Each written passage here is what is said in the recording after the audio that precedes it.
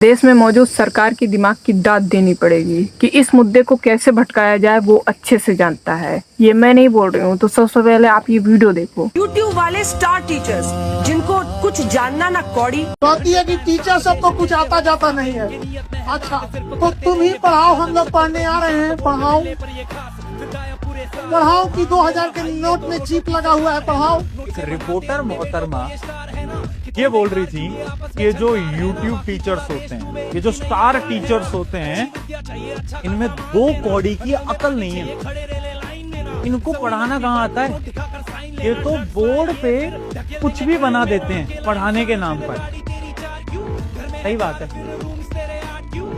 ये वो लोग कहाँ समझेंगे जो कि टेलीप्रॉम्प्टर पे देखकर डेली रीड करते हैं। फेक खबरें चलाती हो तुम। तुमने वो हेमा मालिनी के पति को मौत से 10 दिन पहले मार दिया था। वो महिला हो तुम जो हमें कह रही हो कि हमें 2 कौड़ी का ज्ञान नहीं है। आज ये दिख रहा है कि टीचर्स आवाज क्यों उठा रहे हैं, और टीचर्स आवाज हम नहीं उठाएंगे, बिल्कुल हमें हमारा काम पढ़ाने का है।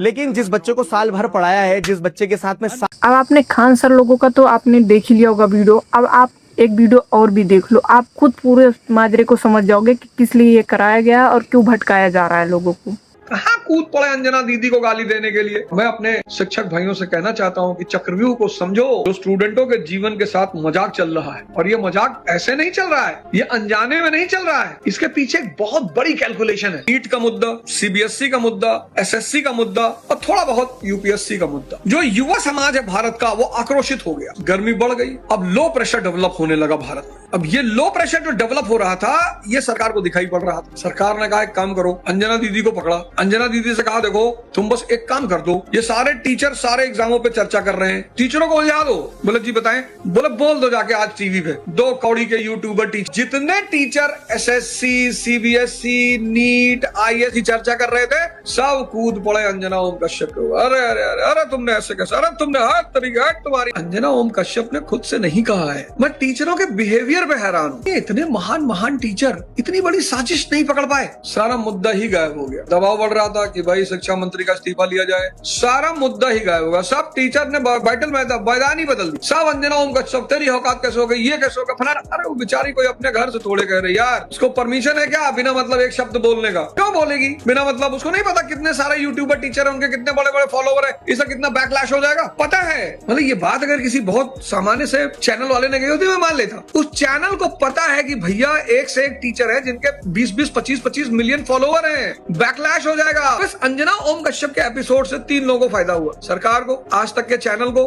खूब ट्रेंडिंग में चला, और खुद अंजना दीदी को बहुत फायदा हुआ। समझिए गेम को। चाणक्य ने एक बड़ी प्यारी बात कही है, प्रलय और निर्माण शिक्षक के गोद में पलता है। मेरा एक सरकार से हाथ जोड़कर सभी ने निवेदन है कि कृपया करके शिक्षकों को ना परेशान करें। अब आपने देश में मौजूद सरकार का दिमाग का तो आपने पता लगा लिया होगा और समझ लिया होगा कि बहुत साथी दिमाग है, और मुद्दे को कैसे वो भटकाई और किस तरीके से टीचरों के ऊपर इस प्रकार से उन्होंने ऐसा किया कि एक रिपोर्टर का सहारा लिया और सारे टीचर भड़क चुके, और सब लोग एक मुद्दा बना के सब उसी के ऊपर टूट पड़े, और उसी में हो गई बात बतंगड़।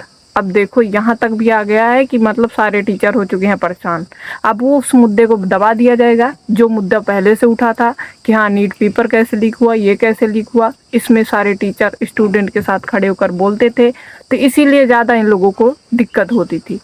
और जब इन्होंने देखा कि इस मुद्दे को दबाया कैसे जाए, तो रिपोर्टर का सहारा लेके दबा दिया। अब उस मुद्दे पर कोई बात ही नहीं कर रहा है। अब खान सर के कोचिंग सेंटर पे गोली चल गई, तो ये चल गया, उतने लोग मर गए, इतने लोग मर गए।